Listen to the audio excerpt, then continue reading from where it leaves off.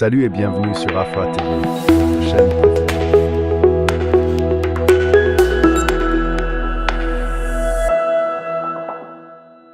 Entre le 14 et le 17 juillet de cette année, voici un aperçu de ses activités. Dans la région de Tillabéri, sur la rive gauche du fleuve Niger, dans le cadre de l'opération Al-Mahou, un calme relatif est observé dans la partie ouest du pays depuis un certain temps avec l'interpellation de plusieurs terroristes. Cependant, dans la zone de Abala, nous assistons à une recrudescence des vols de bétail et quelques incursions terroristes sur les axes routiers les jours des marchés hebdomadaires. Le 16 juillet dernier, un élément du poste militaire de reconnaissance de Inates, en patrouille dans la zone, s'est accroché à une dizaine de terroristes à proximité d'un campement. Ce contact se conclut par la neutralisation d'un terroriste et la saisie de 2 armes. Aucun dégât n'est à signaler dans nos rangs. Malheureusement, le reste des terroristes a pu s'exfiltrer. En outre, la veille, un terroriste ayant placé un engin explosif improvisé à la relève descendante du dit PMR a explosé avec sa propre mine en cherchant à la désamorcer.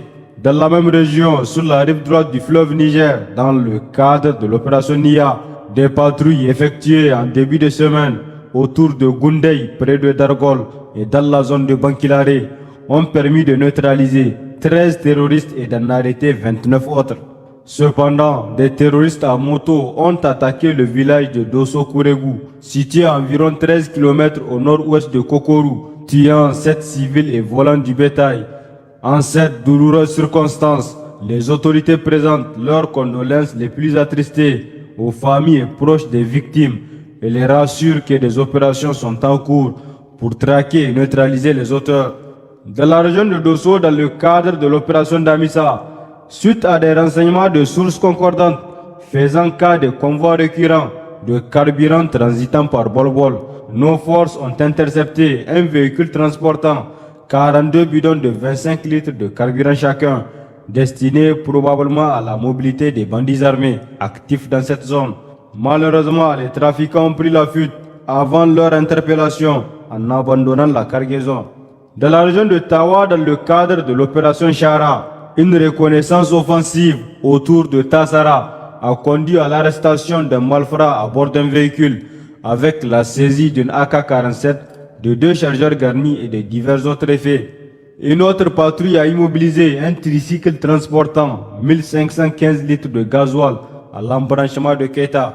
Dans la région de Zender, au sein de la zone de défense numéro 3, dans le cadre de la lutte contre la contrebande, une opération menée en début de semaine à Zender s'est soldée par la saisie de plus de 2300 cartouches de cigarettes de diverses marques.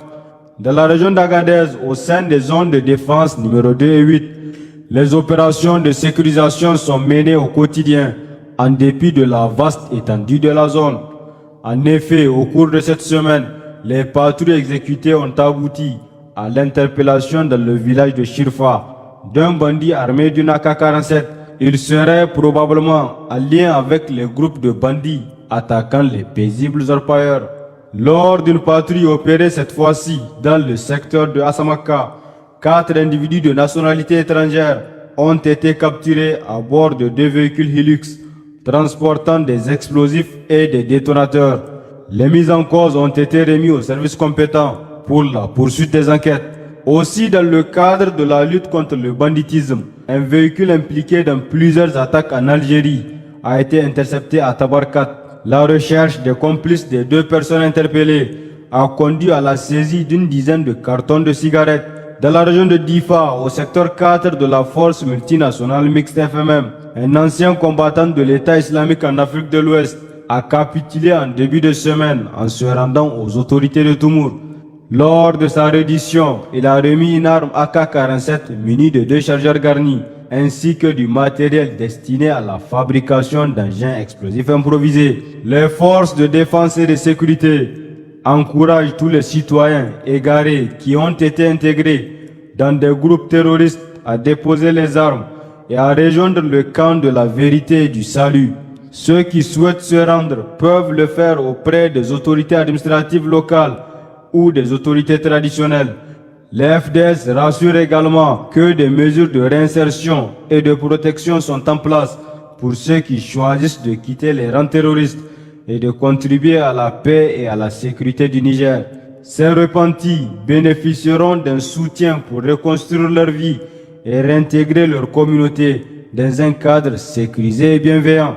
Dans le secteur de Niamey, dans le cadre de l'opération Nkingasa, une opération coup de poing a été initiée pour contrer la prolifération des points de vente de carburant de contrebande. Cette action a permis d'interpeller 21 individus et de confisquer 1225 litres de carburant ainsi que divers accessoires. De telles opérations se poursuivront pour assainir la capitale et éviter que ce carburant ne soit acheminé aux terroristes. Les contrevenants s'exposent à la rigueur de la loi. Chers concitoyens, les FDS réaffirment leur détermination à protéger le Niger et ses habitants contre toute forme de menace. La collaboration des citoyens est essentielle pour maintenir et renforcer la sécurité nationale. Pour toute urgence, veuillez contacter les forces armées nigériennes au 4040 ou la police nationale au 8383. Vive le Niger libre et souverain, vive les forces de défense et de sécurité, vive les citoyens résilients et engagés. Salut et bienvenue sur Afra TV, votre chaîne préférée.